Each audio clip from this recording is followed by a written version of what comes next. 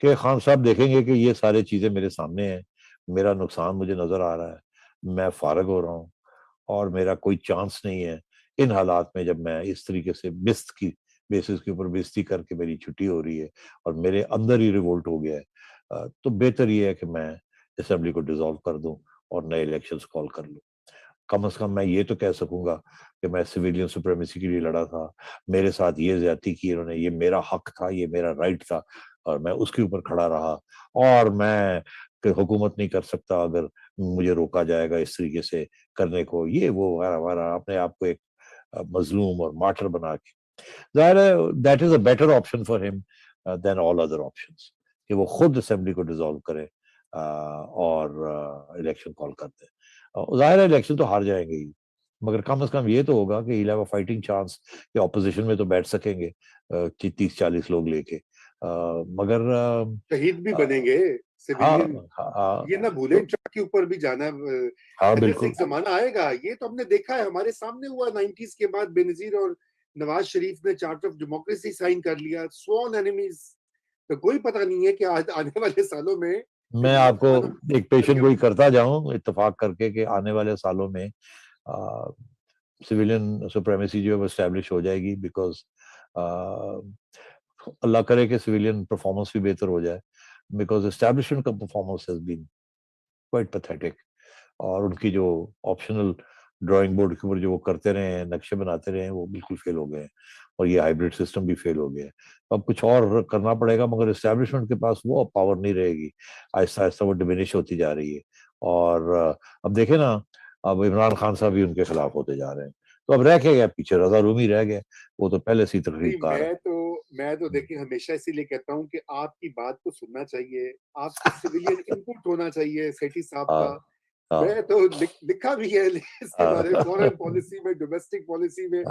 لیکن ہمارا یہ مسئلہ ہے سیٹھی صاحب, یہ سول بیوروکریسی کا بھی مسئلہ ہے, یہ ملٹری بیوروکریسی کا بھی مسئلہ ہے, کہ یہ ٹیکنیکل یا نالجبل انپٹ کو لینے سے کتراتے ہیں, کیونکہ اسٹیٹس کو کے اسیر ہوتے ہیں نا وہ, اور اسٹیٹس کو میں انسٹیٹیوشنل میڈیوکریٹی بھی ہوتی ہے, وہ ان کو آسان لگتا ہے. میڈیوکر لوگ بڑے پسند آتے ہیں, جی جی جی, جو چیلنج کرے کہے کہ نہیں آپ کو یہ پالیسی یہ سب کرنا چاہیے, وہ پھر آپ کو پتا ہے. نہیں رضا, میں آپ کو ایک بات بتاؤں, ایک طرف تو آپ صحیح کہہ رہے ہیں, آپ کا بہت تجربہ ہے این ڈی سی یہ وہ وغیرہ ان لوگوں کے ساتھ, ہمیں تو انہوں نے کافی عرصے سے آؤٹ رکھا ہوا ہے, بٹ چلے میں جانتا بڑے اچھے طریقے سے ان کے ٹاپ لیڈرز کو, سو ایسی نہیں بات, I know what makes them ٹک.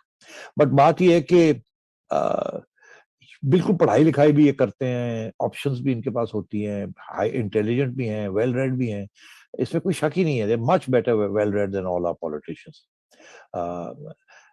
اس جب یہ اسٹیج پہ آ جاتے ہیں, جو کورسز کرتے ہیں یہ ان کے جو بلائنڈ اسپاٹ ہے نا, وہ بیسکلی وہ ایک انسٹیٹیوشنل بلائنڈ اسپاٹ ہے, اور وہ بعد میں ہر فوج میں ہوتا ہے بیئرز آرمز, مگر over a period of time وہ پھر پیچھے دھکیلا جاتا ہے, اور سویلینز جو ہیں وہ آہستہ آہستہ they learn how to cope with the situation and manage it in democracies. اور اس پہ عوام کی سپورٹ کے ساتھ ایک کانسٹیٹیوشنلزم جو ہے نا وہ اس کو سیکریٹ بنا دیا جاتا ہے, اور عوام بھی مینٹلی تیار ہوتی ہے not to accept army rule, direct army rule, جیسے ویسٹرن ڈیموکریسیز میں ہے. آپ نے ٹرکی میں بھی دیکھا اب کیا ہوا ریسنٹلی, کہ دھمکی آئی فوج کی طرف سے, اور اردوغان کھڑا ہو گیا اور عوام اس کے ساتھ کھڑی ہو گئی, ٹینکوں پہ چڑھ گئے, اور وہ آرمی ہیڈ ٹو میلٹ ہوئے, پھر اس سے صفائی کر دی وہاں سے. تو مطلب وہ سچویشنز بھی ہوتی ہیں. اب بات یہ ہے کہ یہ ہوگا ہمارا بھی, اس کی وجہ یہ ہے کہ we are also learning, civilians are also learning, کہ کہاں کیسے کرنا ہے, کیا کرنا ہے, کیا نہیں کرنا. کرپشن جو ہے وہ اتنا بڑا ایشو بن گئی ہے کہ اب کوئی بھی اس طریقے سے کرپشن جیسے پہلے ہوتی تھی اب نہیں کوئی کر سکتا. اسی طریقے کے ساتھ پرفارمنس, میں آپ کو بتاؤں, جب یہ نئی حکومت آئی تھی تو اسٹیبلشمنٹ نے عمران خان صاحب کو بڑے اچھے اچھے نام بھی دیے کہ ان کو بھی بلا لیں, ان کو بھی بلا لیں. انہوں نے خود سوچا ان کو بلا لیں, ان کو بلا لیں. بڑی اچھی ٹیم اسمبل ہو رہی تھی, مگر آہستہ آہستہ سب کی چھٹی ہونی شروع ہو گئی. وہ اس لیے بیکاز جو پالیٹکس کا تقاضا ہے جس کے اندر کمپرومائز کرنی پڑتی ہے, اور اسٹیٹس کو جو چینج رکھنا ہوتا ہے, وہ پھر جو ایکسپرٹس آتے ہیں وہ تو اسٹیٹس کو چینج کرنا چاہتے ہیں نا. اور جب وہ اسٹیٹس کو چینج کرنا چاہتے ہیں, وہ صرف وہ اسٹیٹس کو نہیں جو کہ فوج کے حق میں ہوتا ہے, وہ اسٹیٹس کو جو پارلیمنٹیرینز کے حق میں ہوتا ہے. और जिनसे आपने वोट लिए होते हैं उनके लिए, तो मतलब है उस वक्त आके ये प्रॉब्लम्स हो जाते हैं। तो इसलिए this is a system you have to work at. इतने अच्छे लोग टॉप एक्सपर्ट्स थे इस हुकूमत के पास, इन्होंने एक एक करके सबकी छुट्टी हो गई है, because they could pull along with the status को, जो कि गवर्नमेंट भी एक्सेप्ट करती है, पार्लियामेंटेरियंस इंसिस्ट करते हैं, और उधर से एस्टैब्लिशमेंट भी करती है। एस्टैब्लिशमेंट के बेसिकली दो सेक्रेड, एक बजट कि जी हमें हर साल 10% बढ़ा दिया करें मेहरबानी करके, बस बाकी गल ना करो साढ़े साथ। अगर हार्डशिप भी होनी है तो आप अपनी बेल्ट टाइट कर लें, हमें ना कुछ कहें। वी आर नेशनल सिक्योरिटी, बस ठीक है, ये ऐसे ही है। जो डार साहब ने कोशिश की कि भाई इससे ज्यादा हम नहीं दे सकते, तो उनकी छुट्टी होगी, अभी तक माफ नहीं किया उनको। फिर तो इसी के एक तो वो बड़ा इश्यू है कि जी उसको हाथ नहीं लगाना आपने। फिर फॉरेन पॉलिसी जो है वो हम चलाएंगे। आपको क्या पता सिक्योरिटी का? हमें पता है इंडिया के साथ कैसे डील करना है, हमें पता है अफगानिस्तान के, हमें पता है अमेरिका, हमें पता है ये। अब वो, और वो एक पैराडाइम का है ना हिस्सा कि जी हम डिफाइन करेंगे कि what are the parameters that will guide the nation. Ideology भी वही गाइड करेंगे, सारा कुछ हो। तो ये Aahista Aahista will have to give way.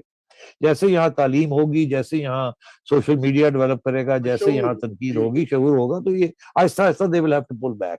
इसमें कोई शक ही नहीं है, but it may take beyond our life times, because it's a slow process, Aahista Aahista. क्योंकि आपने फॉरेन पॉलिसी की बात खुद ही आगाज कर दिया, तो हमारा जो आखिरी मौजू है वो अमेरिका पाकिस्तान ताल्लुकात हैं।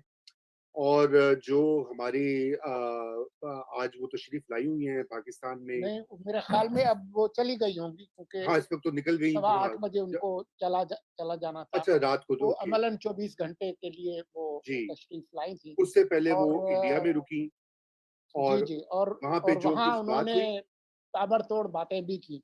हाँ जी, तो वो एक वीडियो है छोटी सी, अगर वो जरा प्ले कीजिए। कल की है, और मुंबई में उन्होंने ये कहा एक सवाल के जवाब में, जो बात उन्होंने की और कहाँ से की और उसकी क्या implications है। So a number of people have asked this question. They're saying you are traveling to Islamabad from here. Could you please talk a little about what you hope to touch upon on this trip? So thank you for the question. Yes, I'm going to Islamabad tonight, and I will be there for the day tomorrow. And it's for a very specific and narrow purpose. We don't see ourselves building a broad relationship with Pakistan, and we have no interest in returning to the days of a hyphenated India-Pakistan. That's not where we are. That's not where we're going to be. But we all need to know what's going on in Afghanistan. We all need to be of one mind in the approach to the Taliban.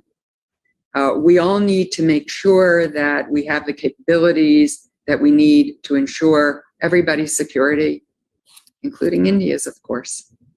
And so I'm going to have some very specific conversations, continuing conversations that Secretary Blinken has had.